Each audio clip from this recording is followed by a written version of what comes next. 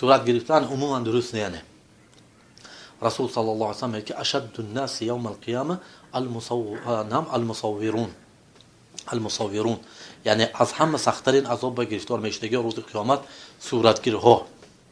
و نعم و رسول صلی الله علیه و آله و سلم میگوید که این چنین مثلا چی میگوید که صورتگیرها به الله تعالی چی میگوید؟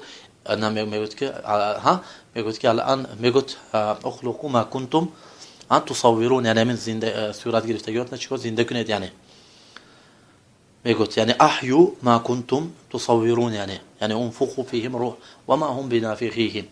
یعنی عموما یعنی صورت گرفتن یعنی این کاری مثلا چای کاری مثلا محرم، این جایز نه. یعنی صورتی که مثلا خونه بهای لا يدخل ملائکه بیتن فیه صور، یعنی خونه که اند صورت ها باشد و خونه به فرشته ها چه نمی درآید.